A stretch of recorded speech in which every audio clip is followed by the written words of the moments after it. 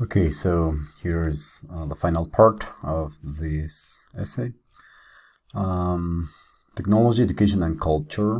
There was a comma that was missing. To achieve this objective of an ethical technology that contributes to the development of human thought, it is necessary to focus the debate on two inseparable elements in the formation of the individual. Education and cultures means that potentiate and prosecute the thinking of the human being from the different edges of the behavior of societies. The first part is very clear, but the final part is difficult to grasp. Prosecute means enforcing law, so I am not sure what you meant by prosecute the thinking.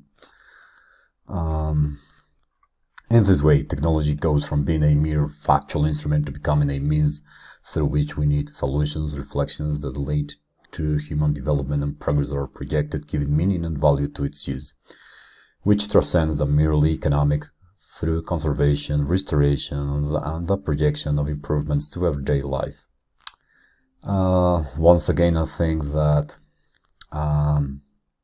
it would be better if you use a conjunction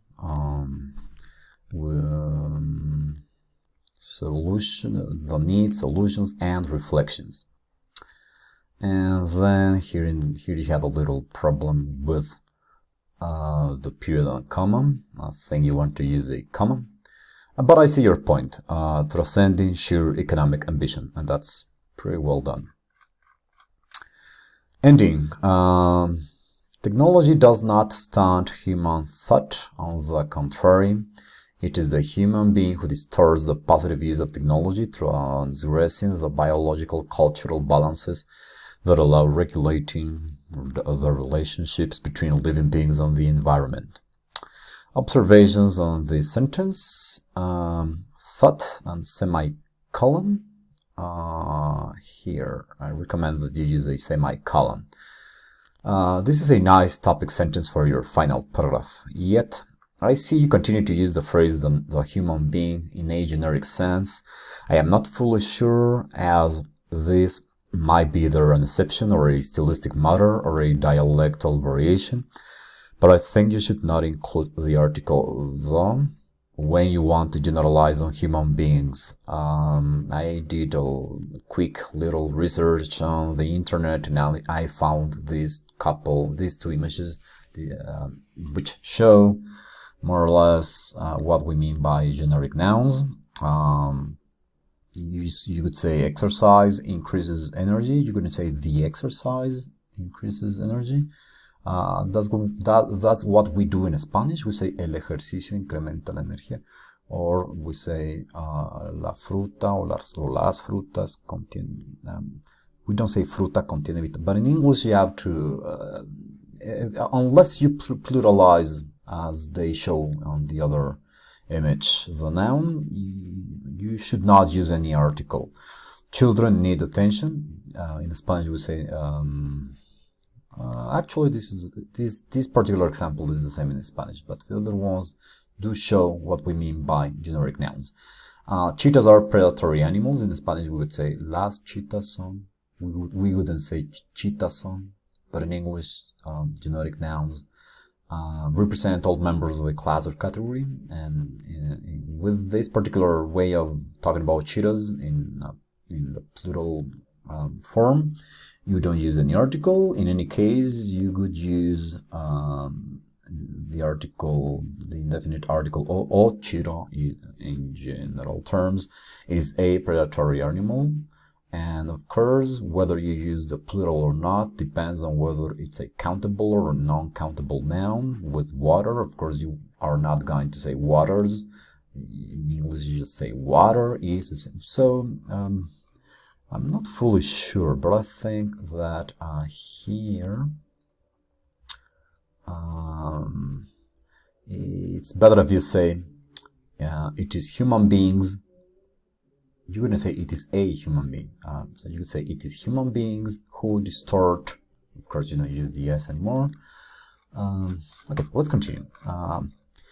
Having more technology or less technology is not the problem, nor is it about limiting inventiveness or depriving ourselves of solutions that provide an improvement to the natural conditions of living beings. Great variety and inclusion of complex grammatical structures, nor is it, as well as a nice show of a wider lexical repertoire, depriving. So yeah, that's actually pretty nice. Nor is it about limiting. That shows that you do have a wide range of grammatical structures, and depriving ourselves also shows that you have quite some lexical repertoire. What we must reflect is precisely the way in which we have conceived the benefits of technology based on economic political power. This is an interesting sentence with an interesting proposition, but I am not sure what you meant. On the one hand, is it a matter of reflection and conception? Reflect and conceive? Reflect and conceive? Or is it a matter of habitual actions, taking actions, different ways of handling technology?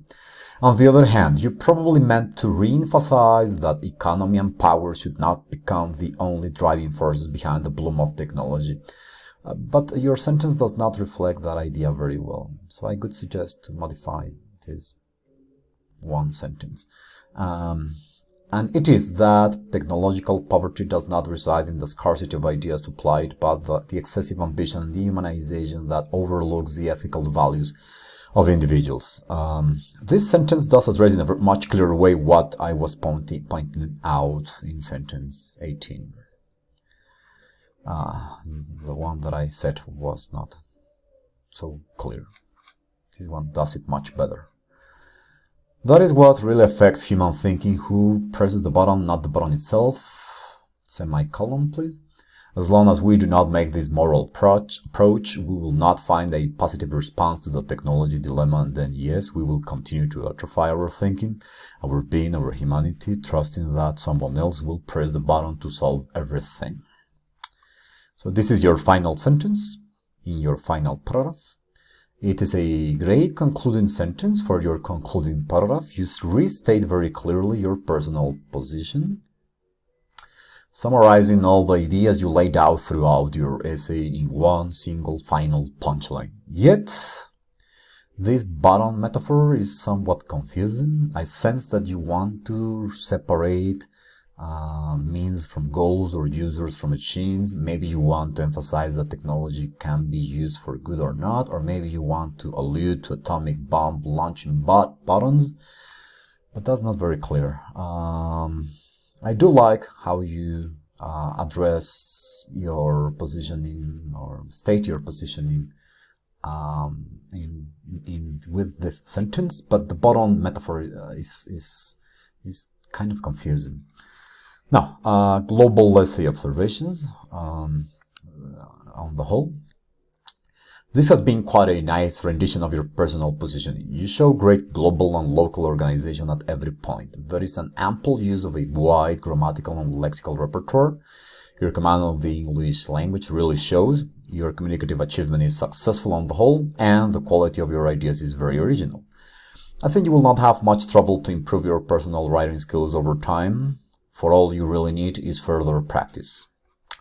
In the future, I will stop pointing out basic issues regarding your microstructure mechanics, and I will concentrate more on the global coherence and cohesion of your text. Great job!